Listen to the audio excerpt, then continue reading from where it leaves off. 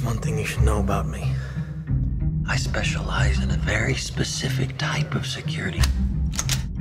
Subconscious security. You're talking about dreams? Chris's films, whilst they are dealing with fantasy subjects, it's trying to put it into a real world that you or I might actually consider that we could visit.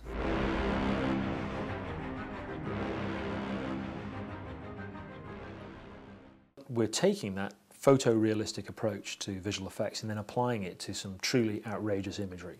And if anything, it put more emphasis on getting things to look real than we'd ever had before, because when you're seeing something outlandish like Paris folding up into a cube, it's got to look completely convincing in terms of the texture of the buildings and the lighting and the stuff on the streets, the way that people are walking around. Because if there's anything fake looking about it, then immediately people are going to say, oh yeah, well that's just an effect. A single idea from the human mind can build cities.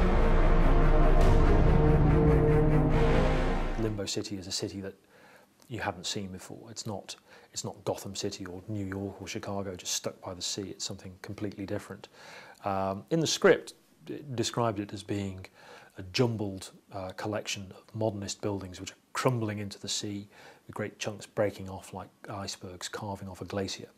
And Chris was very keen to have this idea of the buildings almost taking on the sort of look of a landform, like a glacier, in fact. And he pointed us in the direction of natural history footage of glaciers in the Antarctic.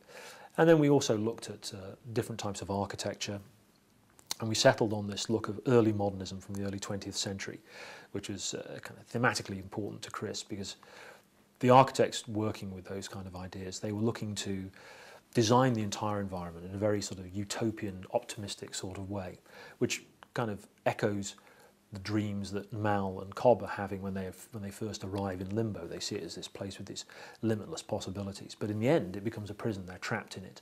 So it becomes monstrous and overbearing, and they're trapped in it. And then eventually, when we come back to it, it's decaying. It's falling back into the sea of Cobb's subconscious. We went through a process of concept design where art department and also the designers over at Double Negative, my visual effects company, we sat down and we came up with sketches of how this might look, but we always ended up with things that looked just too fantastical, too science fiction. Cities embedded in glaciers or cities made of ice or something like that. And Chris was keen for us to get something a bit more unique, but which also fitted into the fabric of the film. And so we actually came up with a new piece of software which took a digital model of a glacier, and then filled it up with architectural blocks, and eventually created this sort of this dense, mutating city where close up you see all the individual blocks, but then from a distance it's this undulating, crumbling cliff. And then we added things like the collapsing cityscapes and things like that. In terms of making it look real, we spent a lot of time looking at real-world architecture, looking at library references and going out and photographing buildings. We were taking endless pictures out of our window. Our office here in London looks out on Centrepoint, which is a fantastic piece of mid-century modernist architecture. And the way that the light would shift and change across the building as the day progressed and everything became a fantastic source of reference for the way we get things looking right. So we're always looking for something in the real world that we can relate these fantastic images to. I think I found a way home.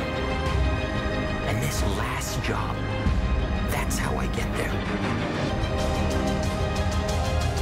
The dream's collapsing.